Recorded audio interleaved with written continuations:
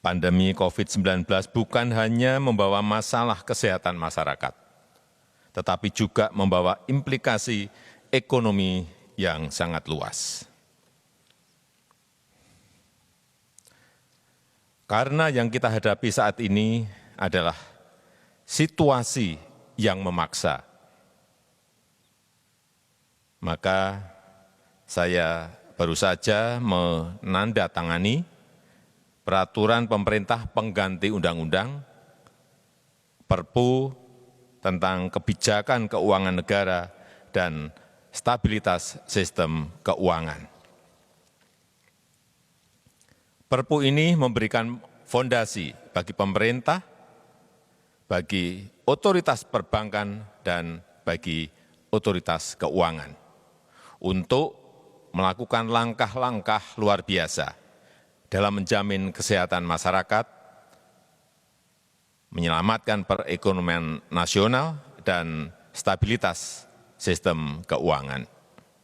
Pertama, pemerintah memutuskan total tambahan belanja dan pembiayaan APBN tahun 2020 untuk penanganan COVID-19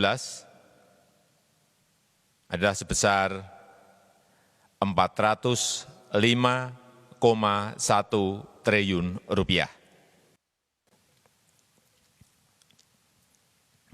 Total anggaran tersebut akan dialokasikan Rp75 triliun untuk belanja bidang kesehatan, Rp110 triliun untuk perlindungan sosial, Rp70,1 triliun untuk insentif perpajakan dan stimulus kredit usaha rakyat, dan Rp150 triliun untuk pembiayaan program pemulihan ekonomi nasional, termasuk restrukturisasi kredit, serta penjaminan dan pembiayaan dunia usaha, khususnya terutama usaha mikro, usaha kecil, dan usaha menengah.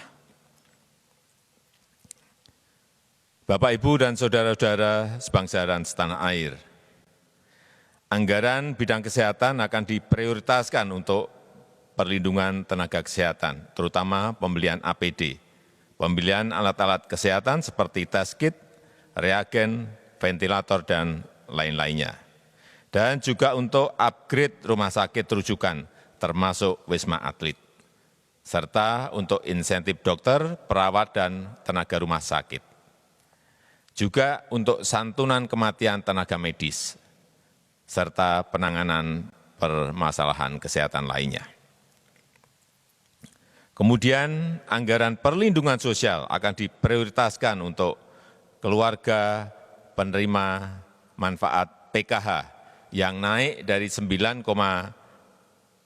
juta keluarga menjadi 10 juta keluarga penerima manfaat. Juga akan dipakai untuk kartu sembako yang dinaikkan dari 15,2 juta orang menjadi 20 juta penerima. Anggaran perlindungan sosial juga akan dipakai untuk kartu prakerja yang dinaikkan anggarannya dari 10 triliun menjadi 20 triliun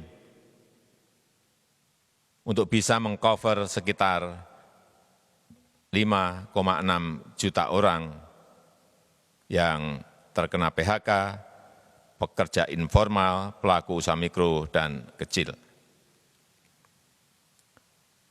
Juga akan dipakai untuk pembebasan biaya listrik 3 bulan untuk 24 juta pelanggan listrik 450 kVA dan diskon 50% untuk 7 juta pelanggan 900 kVA. Termasuk di dalamnya juga untuk dukungan logistik, sembako, dan kebutuhan pokok yaitu 25 triliun. Untuk stimulus ekonomi bagi UMKM dan pelaku usaha akan diprioritaskan untuk penggratisan PPh 21 untuk para pekerja sektor industri pengolahan penghasil maksimal 200 juta. Untuk pembebasan PPN impor untuk wajib pajak kemudian impor tujuan ekspor, terutama ini untuk industri kecil dan menengah pada 19 sektor tertentu. Dan juga akan dipakai untuk pengurangan tarif PPh sebesar 25% untuk wajib pajak kemudian impor tujuan ekspor, terutama industri kecil menengah pada sektor tertentu. Dan juga percepatan restitusi PPN bagi 19 sektor tertentu untuk menjaga likuiditas pelaku usaha. Dan untuk penurunan tarif PPh badan sebesar 3% dari 25% menjadi 22%.